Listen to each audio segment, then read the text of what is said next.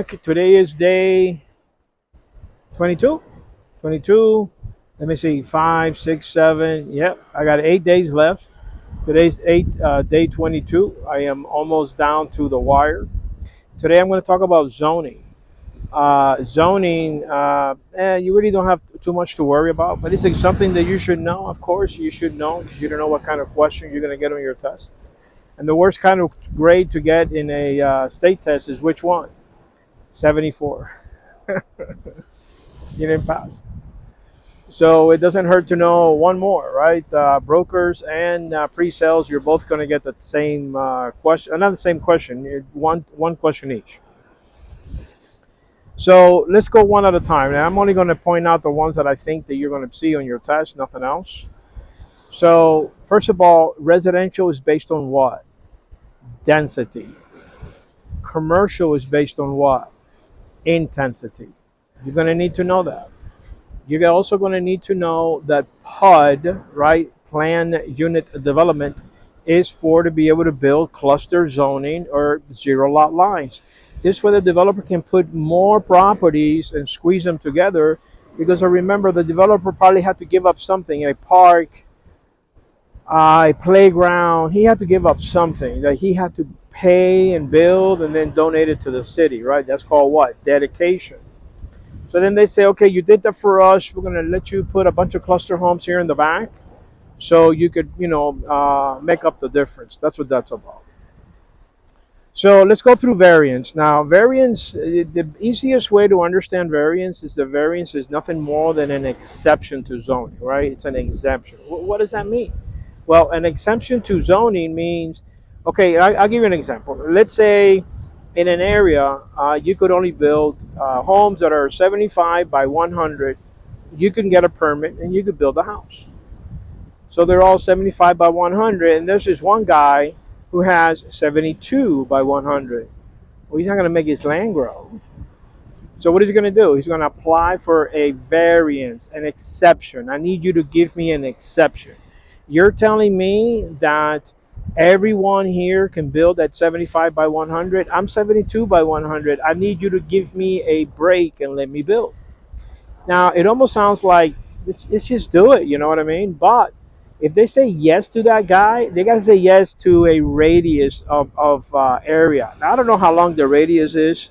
I've been told there's 2 blocks. I've been told there's 3 blocks, all the way around the property. I actually don't know. Now, they're not going to send out letters to everybody who has a lot less than 75 by 100 and says, hey, guess what? You could build now. They're not going to do that at all. What they're going to do is they're going to wait for you to apply. If you apply, now they have to give it to you, right? A variance, they don't have to. It's just you going in front of zoning and pleading your case. They may say yes, they may say no. But once they say yes to you, they have to say yes to everybody else who applies for a permit, And that's what a variance is. Then you need to also be looking out for what is known as a special exception. So what is a special exception? A special exception has everything to do with an unusual property in the middle of a neighborhood. Little grocery store, little convenience store, or a church, right? The one that is very common is the church, right? You drive in a neighborhood, you're driving around a neighborhood, and then you see a church, and you're like, what the hell? Well, that is a special exception, right? And it still looks like a house. See, that's the whole idea. You got to keep the structure of the property, but you could change the interior. And that is what a special exception is. Now, let's talk about non-conforming use. You have legal non-conforming and illegal non-conforming. So what's legal non-conforming? Well, legal non-conforming is this.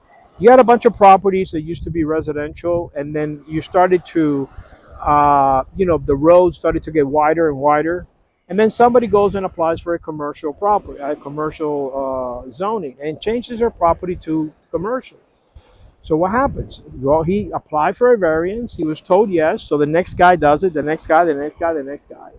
Eventually, they have so many applications that zoning says, hold on a second. Why don't we do this?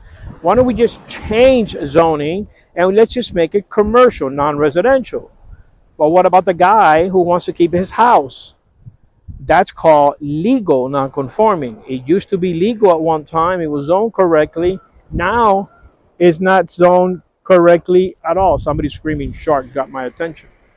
Uh, so that is known as grandfathered in. Grandfathered in. And then there's illegal non-conforming. This is when somebody opens up a business at their house without any proper permits or anything else. That's what illegal non-conforming is.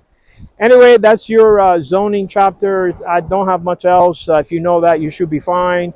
It is going to be one question for either one of you. But hey, you could also get a 74, so be careful. All right, until next time, thank you for hearing me out. Rick Suarez, the Nutty Real Estate Professor.